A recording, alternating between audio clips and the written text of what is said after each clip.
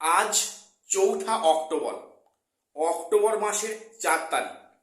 গত সেপ্টেম্বরে 1 তারিখে মহামান্য সুপ্রিম কোর্ট থেকে ইন সার্ভিস প্রাইমারি এবং আপার প্রাইমারি টিচারদের 2 বছরের মধ্যে টেট কোয়ালিফাই করতে হবে, এই মর্মে যে জাজমেন্ট এসেছিল সেটা আজকে প্রায় 1 মাস 3 দিন অতিক্রান্ত হয়ে গিয়েছে।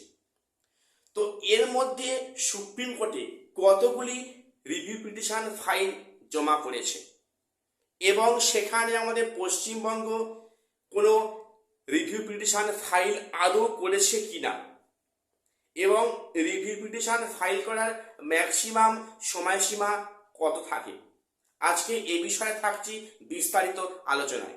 Welcome to my channel e learning with Arnab sir. চ্যানেলটিকে প্রত্যেকে সাবস্ক্রাইব করে রাখবেন এরকম অনেক গুরুত্বপূর্ণ খবরাখবর সবার আগে পাওয়ার জন্য। প্রথম বলে রাখি, আজকে ভিডিওটা খুব বেশি লেন্দি করব না। দেখুন, আমরা একটা খবর পেলাম রিসেন্টলি আজকের একটি নিউজ পোর্টাল থেকে, যেখানে 4 অক্টোবর পর্যন্ত, আজকে বিকাল পর্যন্ত সেখানে সুপ্রিম কোর্টে মাত্র 8টি রিভিউ পিটিশন ফাইল হয়েছে। সেটা বিভিন্ন শিক্ষক সংগঠন, উত্তরপ্রদেশ, মহারাষ্ট্র, কেরালা, ঝাড়খণ্ড ইত্যাদি থেকে সুপ্রিম কোর্টে এই জাজমেন্টের এগেনস্টে রিভিউ পিটিশন ফাইল হয়েছে। এখন এটুকুই আমার বলার যে এখনো কিন্তু ওয়েস্ট বেঙ্গল থেকে কোনো রিভিউ পিটিশনের জন্য অ্যাপ্লাই করা হয়নি। অনেক ফেসবুক, হোয়াটসঅ্যাপে এ নিয়ে অনেক জলঘোলা হচ্ছে।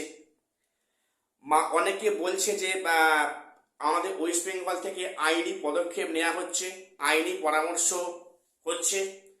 দেখুন, এখনো এগুলো সবই হচ্ছে পর্যায়ে, বাস্তবে কিন্তু এখনো অবধি সুপ্রিম কোর্টে কোনো রিভিউ পিটিশন ফাইল করেনি আমাদের ওয়েস্ট বেঙ্গল থেকে।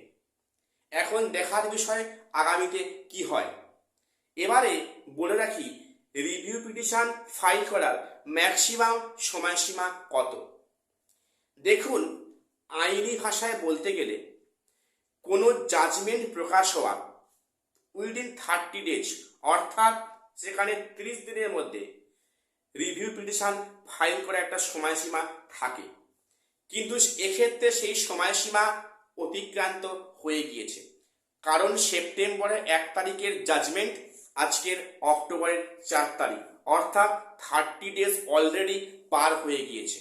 এখন এই মুহূর্তে রিভিউ পিটিশন ফাইল করা গেলেও সম্ভব হবে কিনা সে বিষয়ে কিন্তু অনেক প্রশ্ন উঠছে।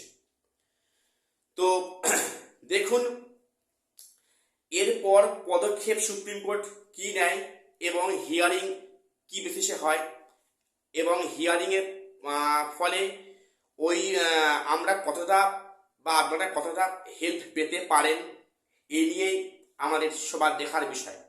তবে আমরা সবাই এটুকু আশা রাখবো যে সুপ্রিম কোর্ট থেকে একটি ভালো জাজমেন্ট অবশ্যই আসতে পারে বা একটা সম্ভাবনা আছে, এমনটাই জানাচ্ছেন বিশিষ্ট আইনজীবী মহল থেকে। তো আজকের আমার এটুকুই তথ্য দেবার ছিল।